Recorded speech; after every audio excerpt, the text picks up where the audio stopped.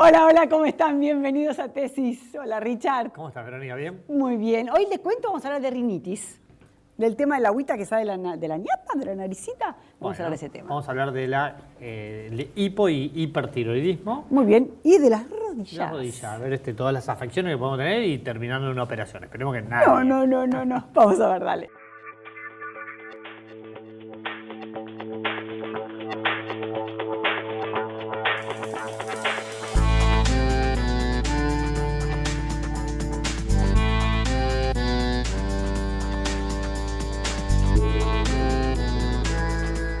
Bueno, muy bien, estamos con el doctor Matías Costas Paz, el jefe de sección de rodillas del Hospital Italiano. ¿Cómo estás, doctor? Muy bien, ¿cómo están? ¿Qué tal? Un gusto. Ahí tenemos una rodilla. O dos. O dos. La chiquitita. Hay una chiquitita, sí. Y vamos a hablar sobre qué pasa cuando hay que operarse de las rodillas. O por ¿no? qué, claro, porque Claro. cuando se llega al grado de que hay que operar una rodilla. Claro. Bueno, todo esto es muy amplio, pero para poner en foco, la rodilla es una articulación de carga, y entonces generalmente se gasta mucho. Entonces eso genera problemas a cierta edad después del desgaste, y también hay problemas menores como toda patología de traumatismos, entonces de golpes, y entonces uno, hablando de operaciones en general, puede hablar de operaciones desde chicos muy jóvenes que tienen traumatismos o problemas congénitos de rodilla, como meniscos más grandes o lesiones de cartílago, osteocondritis que aparecen de etiología desconocida. Y entonces la variabilidad de la cirugía de rodilla puede ser de chicos jóvenes con problemas articulares que requieren cirugías artroscópicas, que son cirugías menores, que es poner un tubo dentro de la rodilla, como es esto, el artroscopio, y entonces uno puede mirar la rodilla por dentro sin necesidad de abrir la rodilla como se hacía hace 30 años. Entonces, esas cirugías están muy relacionadas también con el deporte, con la actividad deportiva. Claro. Entonces, son lesiones deportivas muy frecuentes. Entonces, en ese aspecto, el cirujano de rodilla, como nosotros somos súper especialistas, cubrimos eso, desde todas las lesiones deportivas y también las lesiones degenerativas por desgaste, que se dice generalmente la artrosis de rodilla, cuando el cartílago se gasta, y termina en una cirugía mayor de la rodilla, que es esta cirugía protésica. Que hay que cambiar ese cartílago que se gastó por una prótesis, un reemplazo total de rodilla. ¿Y eso es así? ¿Es esa prótesis? Es una prótesis muy, un poquito más chica, pero es así, porque este es el hueso. ¿Pero es así de metal? Es así, claro, son aleaciones de metal, de cromo cobalto con titanio. Entonces el cartílago está gastado, y entonces uno tiene que darle forma, colocar un componente acá en el fémur, hacer un corte en la tibia, poner otro componente en la tibia, y esto reemplaza esa articulación que está gastada y mejora la calidad de vida y la función del paciente.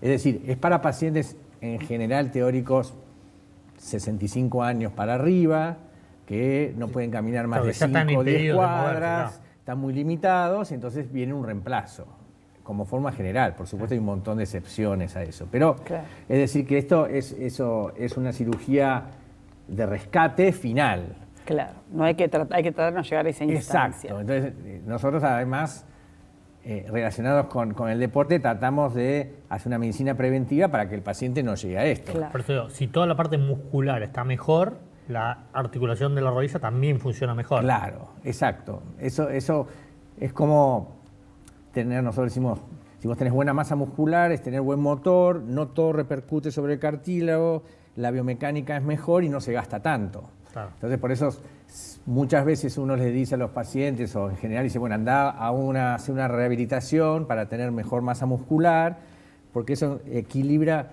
mejor las cargas y hace que no se gaste tanto el cartílago o los meniscos, que es esto que está entre hueso y hueso, que es un fibrocartílago más débil que se va rompiendo con el tiempo. Y eso puede ser por hacer actividad con mal cansado, por ejemplo, alto impacto, o porque alguien con un peso se torció. ¿Por qué puede llegar a suceder? Sí, eso está muy relacionado con la cantidad de deporte que hace uno. A veces uno dice el deporte es salud, pero el extremo no es muy bueno. No es bueno, digamos. claro. Esas carreras que uno escucha, digamos, el Ironman, y esas son carreras que tiene que estar muy bien entrenado uno. Pero volviendo al plano recreacional, un paciente que no está bien entrenado y se le ocurre correr una 10K es muchísimo. Tendría que ser gradual, progresivo, Claro. y con un buen calzado y con una buena masa muscular. Si vos no tenés buena masa muscular, no tenés nafta. Empezás a caminar los segundo kilómetro, ya te empieza a doler la rodilla porque genera mucho impacto. Claro. Así que es toda una combinación de cosas de la rodilla y muchos problemas, digamos, tanto de cartílago o hay inflamaciones por sobrepeso y entonces Por eso te iba a preguntar, el peso es importante. Claro, digamos, el peso es muy porque- importante porque sí, la relación del deportista o el recreacional que tiene sobrepeso y no es muy bueno decirle, bueno, vos empezá a correr. Quizás tiene que empezar con otro tipo de actividades de bajo impacto, como puede ser natación, bicicleta, y después se va encaminando a empezar a correr. Hay pacientes que manifiestan me pincha, siento como un pinchacito. mira. Sí, es muy típico eso. Como todo, puede ser varias cosas. Sí. Desde ahí puede ser, por ejemplo, una tendinitis rotuliana, que es acá adelante, que está muy relacionado con los jugadores de básquet de salto. Entonces, que es como un pinchazo que el paciente refiere eso. Puede ser una tendinitis, puede ser aguda y que genera un gran dolor inhabilitante, como tuvo Nadal, por ejemplo, lo sacó de las canchas un año, que son problemas relativamente menores, pero de gran impacto para un deportista. Y después el otro típico pinchazo así que me pincha es un problema de menisco. Uno hace un giro, tac, ahí me pinchó y me empieza a pseudo trabar, me genera dolor y bueno, es variable lo que uno puede decir, pero es muy común escuchar Muy común eso. escuchar eso, sí. Exactamente. No sé si es mi percepción, pero tal vez estás hablando más en masculino. ¿Es mayor esta incidencia del tema de rodillas en varones que mujeres? No necesariamente, digamos, como todo ahora se ha equiparado muchísimo todo eso, la actividad deportiva, pero por ejemplo en Estados Unidos las mujeres que juegan más al fútbol, que es el soccer, tienen mayor incidencia de lesión del ligamento cruzado anterior que los hombres. Pero acá el fútbol femenino ha crecido, pero no tanto. Claro. Entonces, No hay si parámetro. vos decís nuestra estadística general, está un poco en Argentina es más relacionada con el sexo masculino que el femenino, pero por supuesto las mujeres tienen un altísimo porcentaje de incidencia de lesión. Yo creo que no depende tanto del sexo, sino del deporte, Claro, en sí, cuanto a la claro. lesión de rodilla. No, y claro, por eso, ¿qué deportes son más propensos a lesionar rodillas y cuáles no? Digamos? Exacto, los deportes de contacto, ya ves el fútbol, el rugby, son los de mayor incidencia en miembros inferiores y quizás el corredor, que hace atletismo, corre, gimnasio, como va derechito, tiene menos incidencia y nadie lo patea. Muy interesante, Clarísimo. doctor. Lo vamos a invitar de Bárbaro. nuevo. Muchas Bueno, gracias. Ok, gracias por su invitación. No, por favor, gracias. Bueno, Verónica, hoy vamos a habrar de la glándula tiroidea. Ajá. Y para eso hemos invitado a Andrea Cavallo, la doctora, que es miembro del Departamento de Tiroides de la Sociedad Argentina de Endocrinología. Muy bien, Bienvenida. bienvenida. Gracias. Era como que era todo un paquete. ¿viste? Todo. Yo quiero saber qué es en realidad la glándula tiroidea. Bueno, la glándula tiroides es una glándula que con la imagen que tenemos la muestra perfecto, que está en la base del cuello, por debajo de la nuez y forma como un escudo. Tiroides es de la palabra, viene de escudo o forma de mariposa. La tiroides libera hormonas que actúan en todo el cuerpo y serían como nuestra batería. Cuando la tiroides funciona de menos, nos falta energía y cuando funciona de más, nos sobra. Es muy frecuente, es más frecuente en la mujer que en el hombre y puede estar afectada tanto en funcionamiento como en forma. En funcionamiento funciona de más, eso se llama hiper, cuando es más. Entonces es hipertiroidismo y cuando funciona de menos es hipotiroidismo. Y a nivel de forma, lo que se puede producir es un aumento difuso, es decir, de la glándula, o nódulos. El nódulo es un crecimiento de una parte de la glándula. Pueden ser un nódulo o varios nódulos. Y eso puede estar asociado a la función o sin asociación a la función. Eso es cuando es hipo. Claro, generalmente. es decir, cuando es... la glándula trabaja de menos. Exacto, cuando trabaja de menos es hipotiroidismo. Y la causa más frecuente de hipotiroidismo es porque hay células que atacan a la tiroides, que es el sistema inmune, y hace que trabaje de menos. Cuando pasa eso, la glándula, que sería como una superficie lisa, deja de ser lisa y es como un empedrado. Entonces, es porque está, digamos, inflamada por estas células que la atacan y hacen que funcione mal. ¿Y por qué puede ser que la glándula se desarrolle como hipo o hiper? O como hiper. Sí. Es decir, ¿por qué hipo? Como recién nombré, la causa más frecuente es de causa autoinmune, generalmente herencia familiar. Ok, genética. Genética. Y si no, la otra causa es, por ejemplo, te operan, te sacan la tiroides, entonces de por vida tenés que tomar la pastilla. Perfecto. Y otra causa, digamos, en orden de frecuencia, es, por ejemplo, que tuviste un hipertiroidismo o un paciente, por ejemplo, que tiene un cáncer del cuello y le irradian el cuello, entonces eso hace que la tiroides se destruya por el terapéutica y deja de funcionar.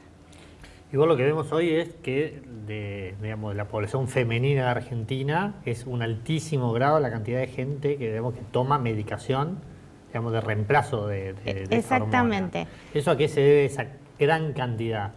Es decir, el aumento, claro, el aumento de la incidencia es primero porque hay mayor detección. Entonces, la gente mucho está dentro de los medicamentos más es el más vendido. Es el más vendido en este Mira. momento. Sí.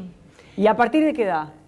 Es decir, el problema de tiroides se puede dar a cualquier edad. Claro. Es más frecuente en la mujer y a partir de mayor de 50 años. Después de la menopausia es cuando más se ve con más frecuencia. Pero ¿por qué hay más? Es porque se piensa más. Y aparte, también hay mucho sobretratamiento. Porque es muy fácil dar una pastilla de por vida. En general, uno tiene que estar muy seguro y no alcanza a decir, salvo que tenga una enfermedad muy manifiesta, es decir, que el paciente está muy sintomático y el análisis le da muy mal, entonces ahí uno está seguro que va a dar una medicación de por vida. ¿Y cómo me daría cuenta que tengo algún problema de tiroides?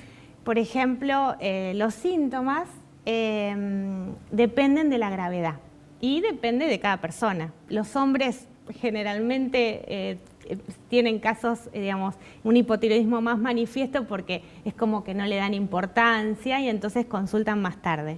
En cambio, en las mujeres, por ejemplo, sequedad de la piel, alteración en la menstruación o por ejemplo, cansancio, y lo más típico que siempre se consulta es porque no pueden bajar de peso. Como está todo el metabolismo enlentecido, eso es una causa. Si sumado a todo eso yo tengo un antecedente familiar, entonces eso hace que sospeche y vaya a consultar al médico. Y cualquiera de esos tres síntomas, si vos medicás, automáticamente se revierte. Se revierte si es esa la causa. Ah, claro. ¿Por qué? Porque si yo, por ejemplo, tomo a toda la población obesa, la obesidad de causa por hipotiroidismo es muy poco frecuente. Ah, ok. Entonces, es decir, depende, uno trata la causa y lo que queda después hay que buscar la otra enfermedad que tenga asociada. Cuando el paciente toma la medicación, ¿sí? Que toma la levotiroxina, sería, que es la hormona, sí. ¿La glándula deja de funcionar porque ya supuestamente el organismo lo tiene? Uno lo que hace es un tratamiento sustitutivo, es decir, que yo busco que el paciente tome la medicación y esté con una función tiroidea normal, no se sobremedica, por eso uno lo controla. Entonces, uno cuando ya medica al paciente es porque, es decir, la tiroides le funciona lentamente. En el caso de tiroiditis, que es como la causa autoinmune es más frecuente, lleva a lo largo del tiempo a una atrofia, que sería una disminución en el tamaño de la glándula. Que es donde necesita mayor cantidad de dosis, por eso hay que ir controlándose. Ahí puede requerir mayor cantidad de dosis, y algo muy importante es que, por ejemplo, si una persona toma 25 microgramos o otra persona toma 200, no significa que la de 200 esté peor a la que toma 25. Es porque uno necesita 25 y otro 200, claro, pero la patología es igual. La patología es la misma, y lo bueno de esta medicación es que no te trae ninguna reacción adversa porque es una sustitución. No es como tener diabetes, tener hipertensión, que te acorta tu vida, digamos, la longevidad. Esto no, esto simplemente tomás la medicación y se, es digamos, como que se es para soluciona. equiparar el organismo. Equilibra. ¿El horario de toma es importante? El horario es importante, esto es en general. Se da a la mañana, en ayunas, tiene que estar lejos de la comida y en general no fibras en el desayuno porque altera la absorción. Y no se puede tomar 2 pastillas a la vez. Eso es muy importante porque altera digamos, cómo se absorbe la pastilla. Claro, perfecto. Bueno, muchas gracias, muy clara. Gracias. Bueno, vamos a hacerle bien. Dale. Muy bien, estamos con el doctor Carlos López Morris, él es miembro de la Comisión Directiva Federación Argentina de Otorrinolaringología y vamos a hablar sobre rinitis. Sí. ¿Qué es, Doc? Hola, bienvenido. Bueno, muchas gracias primero por la invitación y bueno, para empezar un poco a hablar de rinitis, para definirla, es la inflamación de la nariz, de la mucosa de la nariz. Es algo que estuvo ahora muy en boga con respecto al COVID, porque uno de los principales síntomas del COVID era pérdida de olfato, obstrucción nasal, moco en la nariz, y ahora que viene el invierno es algo muy frecuente. Pero básicamente la rinitis en términos generales es la inflamación de la mucosa nasal. A su vez, esta puede ser por alergia, por virus, por la ocupación que tiene el paciente, por ejemplo, si es carpintero. Por polución sería también, digamos, por la polución ambiental también puede ser. Hay algunos medicamentos que dan rinitis, como algunos vasodilatadores que pueden dar rinitis, pero hay un montón de causas. Ahora la que predomina en invierno son las virales, por el famoso rinovirus. Y no es menor decir que la rinitis es la enfermedad en el mundo que provoca mayor gasto a nivel de salud pública. ¿Por qué? Porque el paciente, primero porque es una de las enfermedades más comunes del mundo. El 70% de la población humana va a tener en algún momento rinitis, de la causa que fuese, leve, moderado, lo que sea.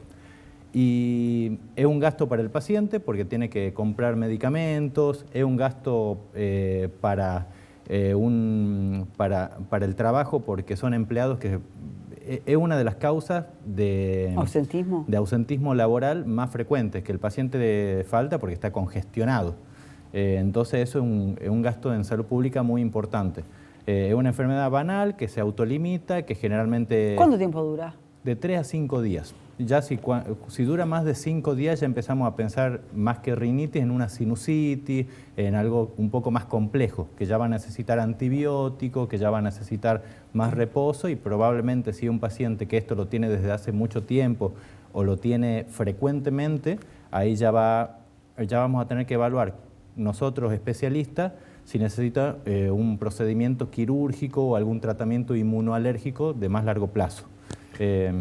Básicamente, entonces, el problema es la sintomatología que produce y la molestia que produce en el paciente. Tal cual. La sintomatología es, como dijimos, congestión nasal, la nariz tapada. Esa agüita que te sale de la nariz, eso es que una con rinitis. el tiempo, claro, va pasando y es como se hace más sólido, hasta que uno ya cuando se sopla la nariz, claro, ya tiene como un... Todas las rinitis tienen congestión nasal y después depende qué tipo de rinitis va a tener. Si es una rinitis infecciosa por un virus o una bacteria, se va a sumar, por ejemplo, fiebre. Si es por alergia, se va a sumar estornudos, picazón de nariz, los ojos llorosos, pero siempre todo nosotros le decimos IVN, que es insuficiencia ventilatoria nasal. Y cuando hace mucho frío también. Sí, los cambios de clima bruscos. Cuando hace mucho frío pasamos del frío a algún lugar con calefacción y se nos tapa la nariz. Y también una que es característica es una rinitis que es posicional, que se llaman rinitis vasomotoras, que es cuando uno se acuesta a la noche se le congestiona uno más. ¿Pero por qué pasa eso? Porque nosotros somos el 70% de agua, entonces cuando nos acostamos por presión hidrostática aumenta la presión en la nariz y nos congestionamos. Por eso siempre... se produce ese exudado de los vasos y eso es lo que produce la congestión. Claro, porque adentro de la nariz tenemos en el medio esta línea hacia adentro del tabique, que divide las dos fosas nasales. Y en las paredes laterales lo que tenemos son lo que se llaman cornetes, que es un tejido eréctil. Así que eréctil significa que se vasodilata y se vasocontrae. No así como estoy haciendo, sino así, como un ciclo. Cuando uno se dilata, el otro se contrae y viceversa. Por eso algunas veces nos acostamos de un lado, se nos tapa de un lado, nos acostamos del otro y se nos tapa del otro. Y eso muchas personas lo tienen de manera exagerada, esa congestión de de los cornetes, y eso es lo que se llama rinitis vasomotora, porque reacciona más, como alguien que reacciona más ante el polvo, por ejemplo. ¿Y el tratamiento que es con gotas, es local o puede ser sistémico? El tratamiento generalmente es con gotas, es con spray nasal. Gotas ya no se usan más, sino que se usan spray nasal, porque con las gotas antes venían muchos preparados de esa manera, pero cuando uno pone gotas se pierde mucho del compuesto en la garganta, entonces se utiliza spray Cada uno nasal. se pone la gota y siente enseguida en la garganta la... Claro. Y ya no sirve nada en la nariz, ya se perdió un montón del principio activo. Entonces el ¿Y spray qué es pasa? como que cubre toda la mucosa, perdón. Claro, rocía. No, buenísimo. ¿Y qué pasa cuando te crece? Hay gente que dice, no, me tuve que operar porque me pasó, no me acuerdo qué palabra, que te crece como Las famosas carnes crecidas. en la nariz y no puedes respirar bien. Eso te produce... Sí, eso que se le dice popularmente carnes crecidas pueden ser dos cosas. Una que pueden ser los cornetes, de lo que veníamos hablando, que hay gente que ya lo tiene, no que se le congestiona seguido, sino que lo tienen de mayor tamaño. Los alérgicos, al tenerlo crónicamente aumentado de tamaño, ya empiezan a tener una configuración grande. Entonces en eso hay que operarlos para desobstruirlos. Esas cirugías se llaman turbinoplastias, las turbinas son los cornetes, y se hace una plástica interna de los cornetes para achicarle el tamaño. Como para decirlo en criollo, una liposucción le hacemos. Le sacamos masa de adentro para achicarlo. Perfecto. ¿Por qué no cortamos ni nada? Porque el cornete, la mucosa que lo recubre, tiene una función de barrido de moco, de protección, de filtrado. Y también en los niños lo que se le dice carnes crecidas son las famosas adenoides, que las adenoides están en la parte de atrás de la nariz. Es tejido de defensa. Como en la garganta tenemos las amígdalas, que es el tejido de defensa de la garganta, el tejido de defensa de la nariz son las adenoides. Entonces algunos también en los niños, cuando le aumentan de tamaño, también los tenemos que operar para desobstruir la nariz y mejorar el crecimiento y desarrollo del macizo facial. Bueno, muchas gracias, muchas Doc, gracias. ¿eh? Por favor, muchas gracias. Ya Volvemos. volvemos, dale.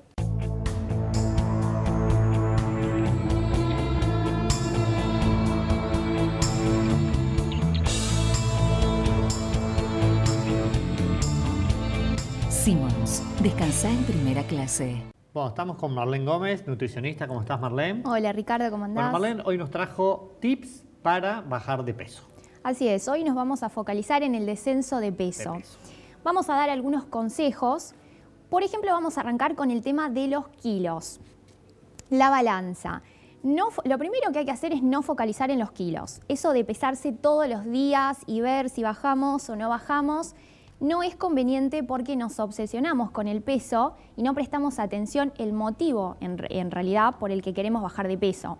A veces cuando hay un sobrepeso, obesidad, queremos bajar porque no podemos caminar o hacer actividad física, porque nos duele la rodilla, las articulaciones, porque puede haber alguna diabetes. Siempre hay que ver el motivo del descenso de peso y que no sean solo los kilos. Está bien, pero digo, ¿cada cuánto pesarse?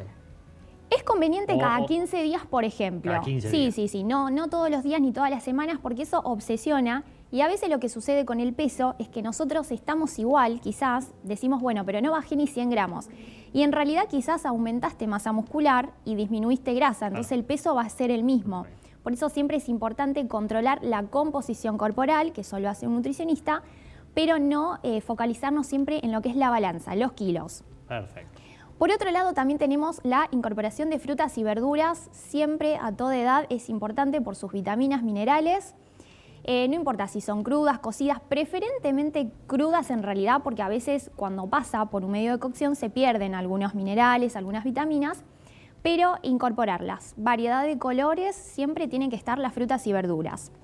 Por otro lado, tenemos los ultraprocesados. Todo lo que sería snacks, por ejemplo, o comidas rápidas, tratar de evitarlos, comerlo con menos frecuencia porque nos aporta un exceso de azúcares, sodio, grasas, que son nutrientes críticos que no son favorables para nuestra nutrición. Entonces siempre los ultraprocesados, seleccionarlos y tratar de evitarlos un poquito. Por otro lado también tenemos la hidratación. Siempre es importante agua, beber más o menos 8 vasos de agua por día. Por supuesto que eso va a variar, si sos deportista va a necesitar un poco más, pero más o menos 8 vasos tratar de consumir diariamente. La hidratación es fundamental, estamos compuestos 70% agua, así que es importante que haya. Por otro lado también tenemos acá un reloj por las horas de sueño, el descanso. Es muy importante, aunque a veces no prestamos atención. Para bajar de peso. Sí, ¿por qué? Porque cuando nosotros dormimos se generan cambios, nuestro metabolismo sigue funcionando, ahí se oxidan grasas, crece nuestra masa muscular, se genera un regeneramiento de nuestras células, entonces es importante el descanso nocturno, 7, 8 horas, a veces por cuestiones laborales duermen un poco menos, pero tratar de que esas horas de sueño sean de calidad, no dormir con algún elemento electrónico, el celular antes, porque eso también dificulta a no descansar correctamente.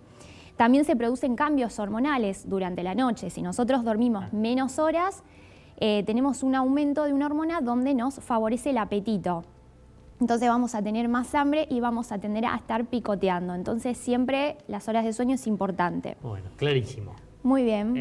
Así que bueno, a aplicar estos tips. Pequeños tips para... bueno, cualquier cosa, si no, obviamente hay que consultar con el nutricionista o con el médico y hacer un buen equilibrio. Es tal cual, sí, equilibrar. Bueno, muchas gracias. A ustedes. No hay nada más lindo que ver a tus hijos felices. Por eso yo elijo fideos Marolio, que le dan sabor y frescura a las alegrías de todos los días. Spaghetti, rigati, moños, tirabuzón. Mamá, te amo. Marolio, una de las marcas más elegidas por los argentinos. Bueno, buenísimo el programa, ¿eh? Bárbaro, como siempre. Siempre excelente todos los que nos vienen a contar. Y bien simple, bien viste, simple, que uno para entiende. que todos entendamos, así que me parece genial. Y bueno, a tratarse, a cuidarse y a los hábitos saludables como siempre. Exactamente. Bueno, nos reencontramos en la próxima, aquí en Tesis.